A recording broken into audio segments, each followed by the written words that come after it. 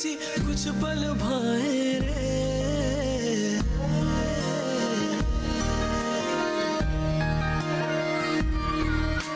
अपने देश की मिट्टी मन क्यों भूल न पाए रे। ओ मनवा कर्ज है इस मिट्टी के इतने चल रे चुकाए रे। अपने घर अपने कृषकों का बोझ बटाए रे। ओ मनवा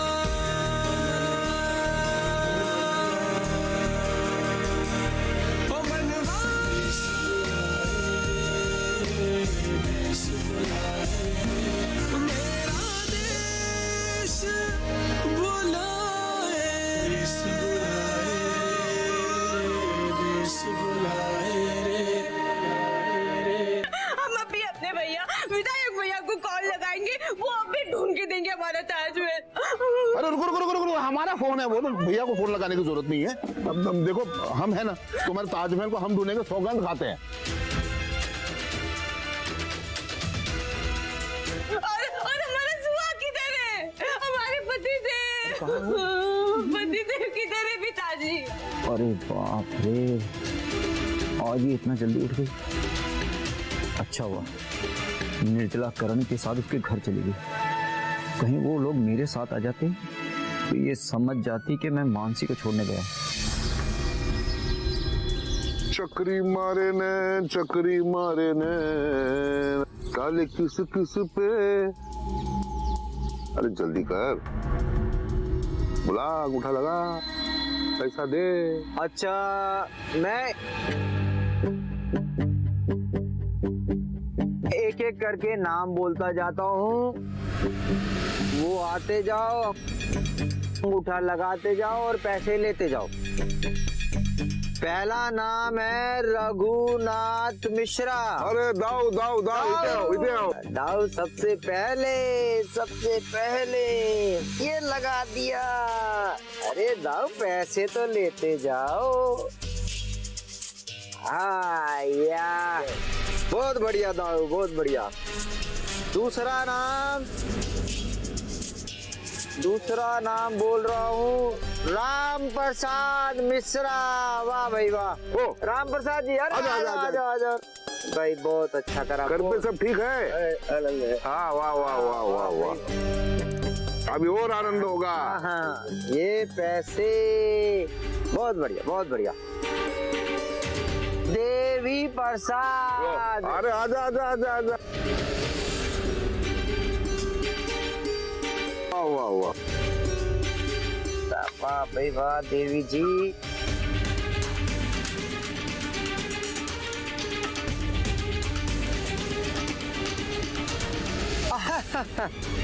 ये लो देवी जी आपका, और ये बनता है उतना ही हमारे ओर से। अरे बहुत बहुत धन्यवाद ठाकुर साहब, बहुत बहुत बहुत धन्यवाद। वैसे करण बिटवा ने कल कहा है कि आप गांव का उद्धार करने के लिए ठान चुके हैं।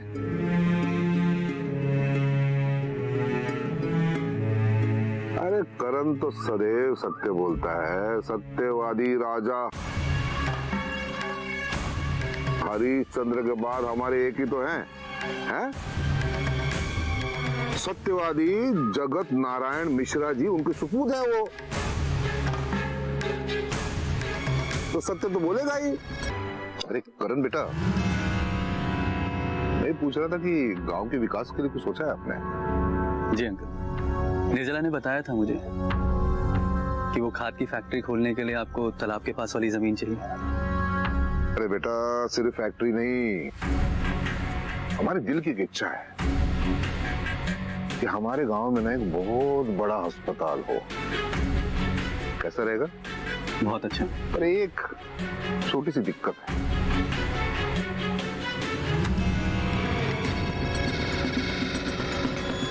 तो है। अरे इतने दूर से बात कर रहा है, इधर आ।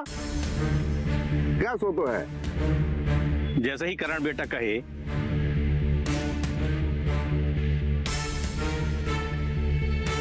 तब विश्वास का तो प्रश्न ही नहीं होता। कहे हैं कि खेत और घर के बदले जो अपनी ये खाद फैक्ट्री लग रही है ना, उसमें सबको नौकरी मिलेगी।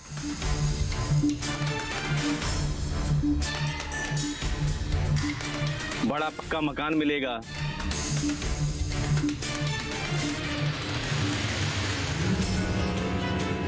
अगर तुम्हारे बाबूजी इसके विरुद्ध हो गए तो कैसे बनेगा अस्पताल? हाँ, सोचा तुमने कभी? आप चिंता मत कीजिए अंकल, हम बाबूजी को तब बताएंगे जब कंपनी के साथ अनुबंध हो जाए, जिसमें लिखा होगा कि किसानों को पक्के घर मिलेंगे, नौकरियां मिलेंगी। तभी बाबूजी को लगेगा कि हम दोनों मिलकर जो गांव की तरक्की करना चाह रहे हैं वो सही है। लेकिन बेटा, जमीनों के प्रबंध के लिए तुम्हें किसानों से बात करनी होगी।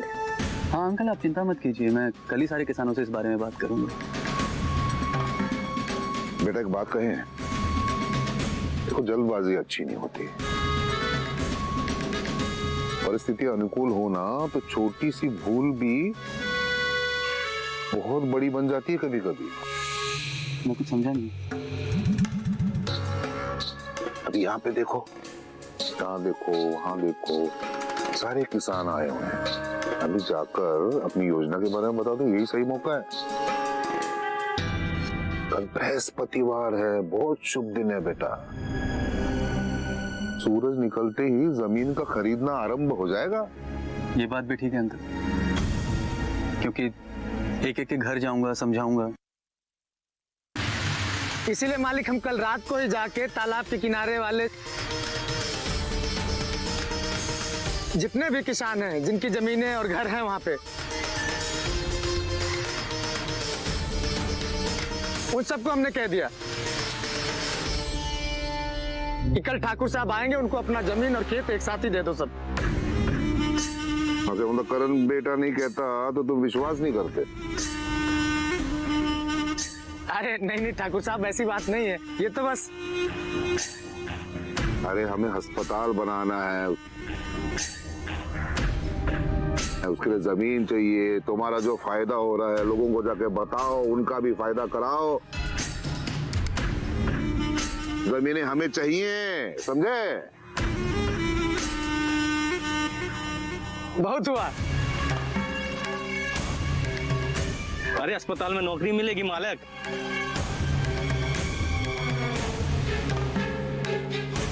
डॉक्टर बनेगा?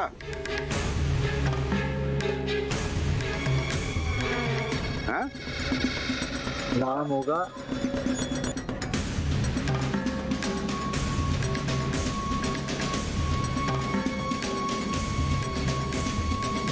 अच्छा मालिक, पक्का मकान भी मिलेगा ना? अरे बड़ा बड़ा घर मिलेगा, हमारी हवेली जैसा। और अस्पताल में बिस्तरा भी लगा देंगे, फ्री में इलाज होगा सबको। और क्या चाहिए बोलो? बोलो राम राम। ठीक है मालिक, हम आज ही अपने किसान भाइयों से इस विषय पे बात करते हैं। अरे किसका? अरे अच्छा, तुम अपना काम जारी रखो, पैसा दे देना इनको। आज हो डॉक्टर का। अच्छा राम राम।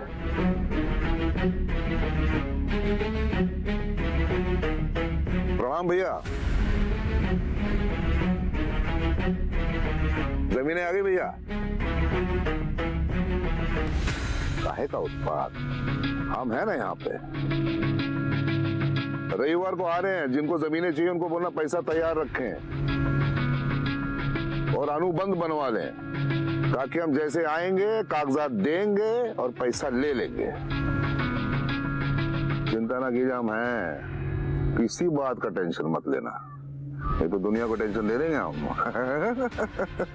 प्रणाम भैया। अरे ठीक का है। अच्छा लो लो लो।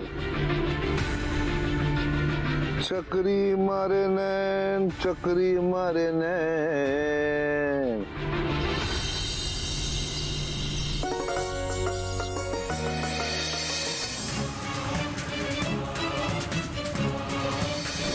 पागल हो गए आप?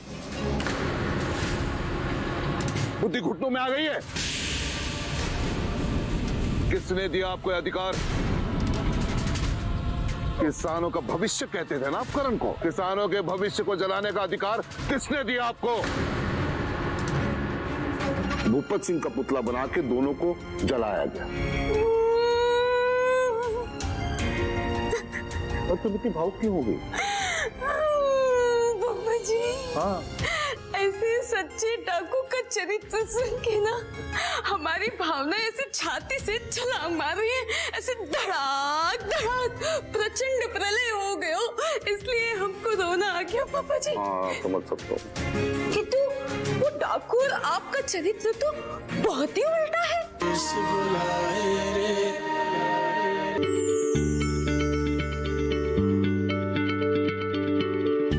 क्या आप किसी बीमारी से परेशान हैं? चाहते हैं डॉक्टर की सलाह? तो हम हैं आपके साथ। बताएंगे आपको जीने की राह। समस्याएं आपकी, समाधान देश के मशहूर विशेषज्ञों के। घर बैठे बात करें देश के जाने माने डॉक्टरों से। हमारे लाइव प्रोग्राम स्वस्थ किसान में हर शनिवार शाम 6 बजे से 7 बजे तक। किस बुलाए रे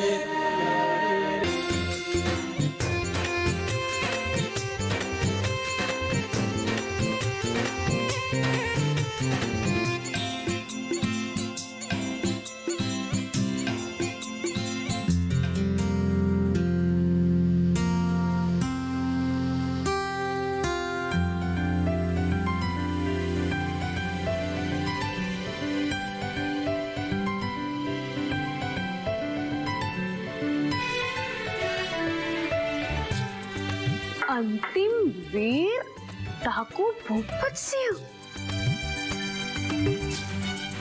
अब डाकू की किताब पढ़ रहे, अपना चरित्र खोज रहे का? कैसी बात कर रही है बहू? पापा जी, हमारा मतलब है कि ऐसा कहाँ है ये डाकू की किताब में? हाँ, ये डाकू भूपत सिंह था। डाकू होने के बावजूद लोग इसे धरती का अंतिम वीर कहते थे। हैं? तो मतलब ये डाकू और आपके चरित्र में कोई अंतर ना है का? पर फिर वैसी बातें करो, ठीक, हम पढ़ते ही नहीं, तुम्हें बता देते हैं। ये 1920 में काठियावाड़ में पैदा हुआ था। अमीर राजा और अंग्रेजों को लूटता था और वही पैसा गरीबों में बांटता था। गरीबों का मसीहा था वो। और इतना ही नहीं, शेरों की माद में 3-3 दिन रहता था शेरों के साथ। अंग्रेजों के नाक में दम करके रखा था इसने। और जो भी स्त्री का अपमान करता था उसका नाक और कान काट देता था और जिंदा छोड़ देता था। हाय दैया! हाँ, और परिवार को धमकी देता था कि इन्हें जिंदा रखना है। अगर ये मर गए तो पूरे परिवार को खत्म कर देंगे। पुलिस डरती थी, अंग्रेज डरते थे, तो आम आदमी की क्या हिम्मत है ना। और पता है वो, आज भी इसके नाक कान कटे लोग जिंदा हैं। उसके बाद ये पाकिस्तान चला गया और भूपत सिंह से वो यूसुफ अमीन बन गया और अपने नाम का एक उदाहरण बनाया। तुम मर गए हो? हाँ, 2006 में वो मर गया। वो भी पाकिस्तान में मुस्लिम रीति के हिसाब से उसे दफनाया गया। और यहां पे भारत में उसकी जो अविवाहित प्रेमिका थी उसका पुतला बना के, भूपत सिंह का पुतला बना के दोनों को जलाया गया।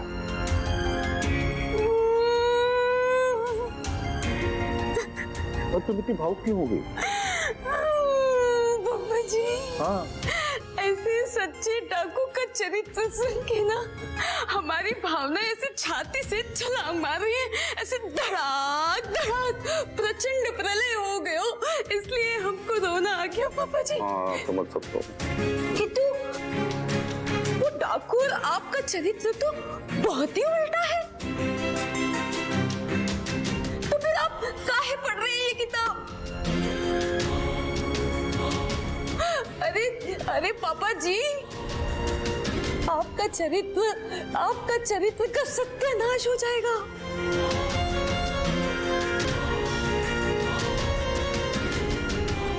और भटक जाओगे अपने उद्देश्य से, आप लक्ष्यहीन हो जाएंगे और फिर जंगल में निकल जाएंगे साधु संत की तरह। हम सत्य कह रहे पापा जी, ये किताब ना पढ़े। हम एक काम करते हैं, हम ना अपने विधायक भैया को फोन करते हैं, ठीक है? अरे बहुरानी एक मिनट रुको, फोन लगाने की जरूरत नहीं है। देखो आज के बाद हमने इस किताब का त्याग कर दिया, ठीक है? भैया को फोन मत करो। अरे समझा ना कुछ, कोई गड़बड़ हो तो बता देना मुझे। क्या हुआ? पापा जी, आपने तो वो कर दिखाया जो मेरे विधायक भैया भी नहीं कर पाए। अच्छा। आपने तो कमाल कर दिया। पता है, हमारे भैया ने एक बार ठान लेना तो बस करके ही रहते। फिर चाहे कोई उत्पात क्यों ना हो जाए, कोई खून खराबा क्यों ना हो जाए, उन पे ना भूत सवार हो जाता है। पर आप पे तो कोई भूत भी सवार नहीं हुआ।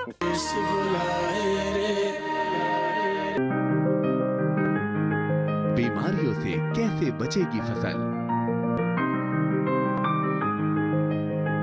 मवेशियों की मुश्किलों का क्या है हल? कहां से लाएं बीज, कितनी लगेगी खाद? किसानों के हर फोन का विशेषज्ञ देंगे जवाब। देखिए हेलो किसान लाइव सोमवार से शुक्रवार शाम 6 बजे।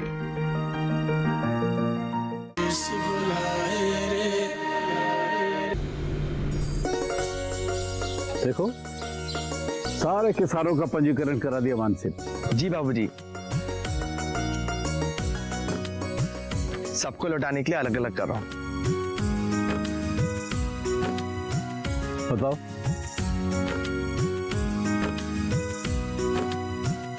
पराई लड़की हमारे घर में आई और वो भी विदेश से, और 15 दिन में सबके मन में बस गई। सच कह रहे हैं भैया।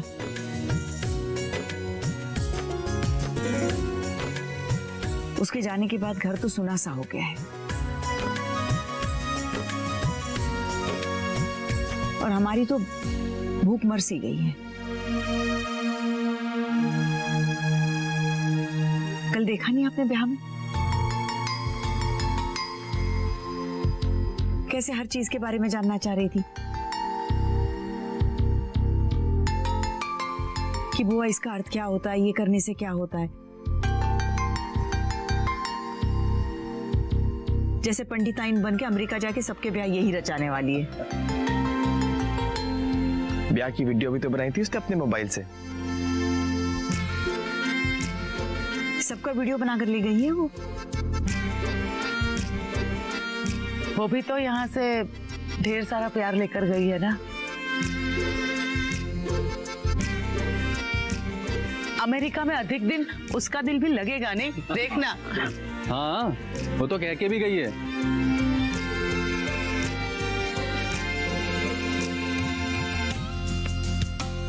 कि बुआ ने जो उसे हलवा बना के दिया है ना,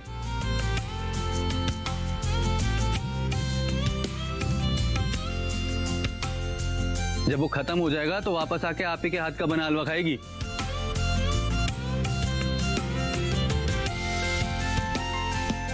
सच कह रहा है तू?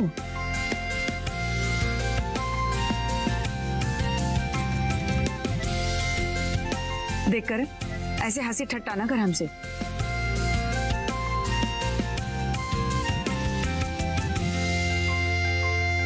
हमें तो सच में उसकी बहुत याद आ रही है।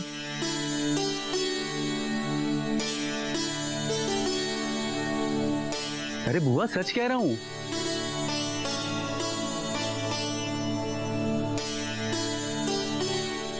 निर्जला भी तो थी वहां।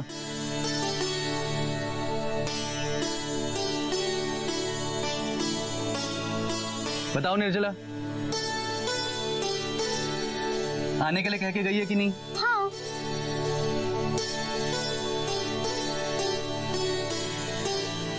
आने का तो हमें भी कहकर गई थी।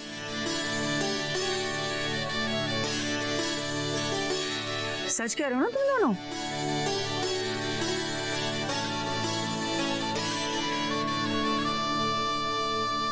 अगर झूठ बोले ना तो दोनों की टांगे तोड़ दूंगी मैं।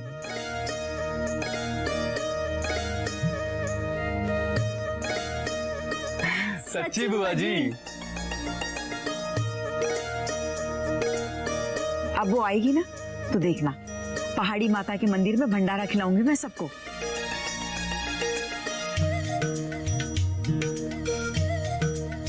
बुआ वो जब आएगी तब आएगी।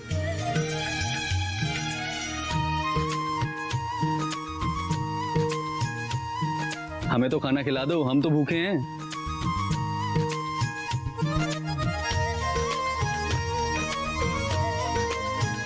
बस अभी लेकर आई बेटा।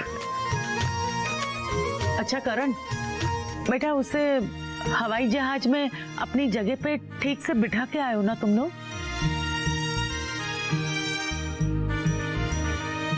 अम्मा वो हवाई जहाज है, कोई बस थोड़ी ना है जो अंदर बिठा के आ सकें।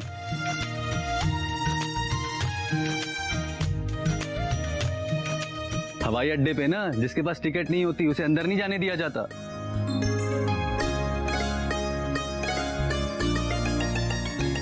तो बस उसे हवाई अड्डे के दरवाजे पे छोड़ आए हैं। ऐसा होता है? अब हमें क्या पता, हमने तो कभी ये हवाई अड्डा देखा ही नहीं है।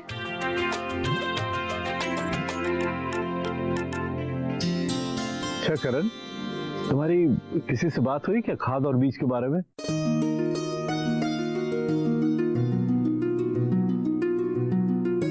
तो बीज डालने का समय तो आ ही गया ना।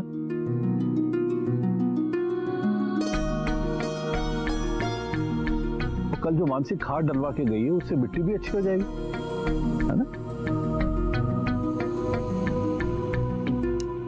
हाँ बाबूजी, बीज के लिए तो सरकार अनुदान दे देगी और खाद के लिए भी मैं कोशिश करूंगा।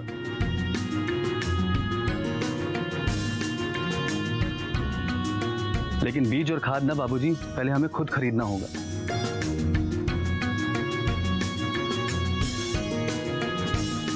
और फिर उसका बिल कृषि अधिकारी को देना होगा।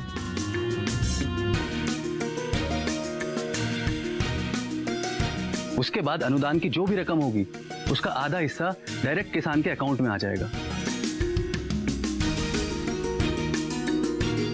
तो कहां से खरीदेंगे बीज? वही तो बाबूजी पूछ रहे। ललितपुर सहकारी बीज भंडार से ही खरीदेंगे ना भैया।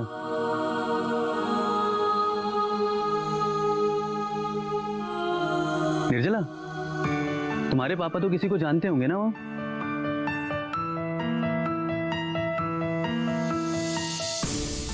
क्योंकि सारे किसानों के लिए बीज और खाद एक साथ खरीदना है ना।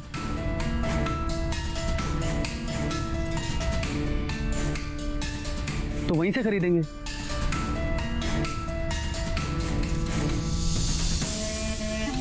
क्यों बाबूजी?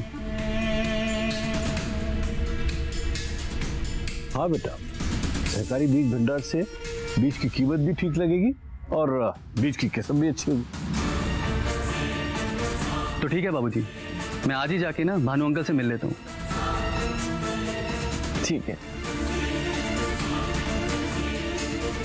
निर्जला, कुछ खा के चलते हैं।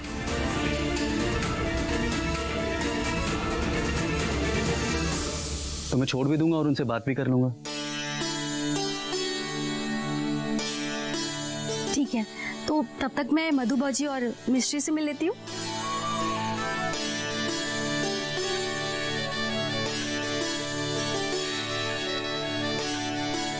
जा बेटा, तू भी हाथ मुंह धो ले, बुआ खाना लगा रही है। जा बेटा खा ले। जी अम्मा। ठीक है साहब। हाँ बाबूजी, सबके निशान चेक कर रहा हूँ। हाँ ठीक से कर ले, कोई गड़बड़ हो तो बता देना मुझे। क्या हुआ?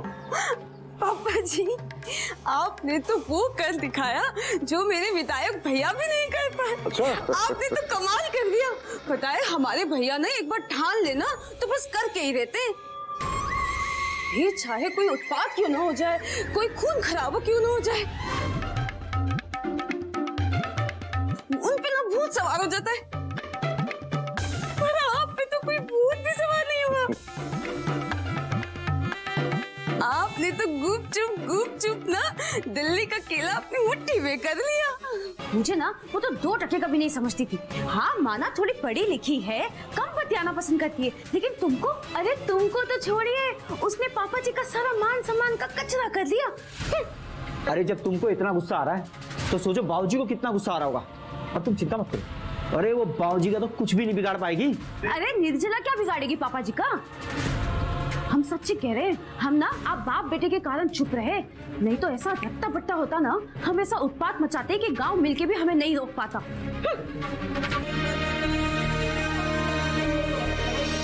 रंग बिरंगे देश विदेशी कुछ पल भाए रे,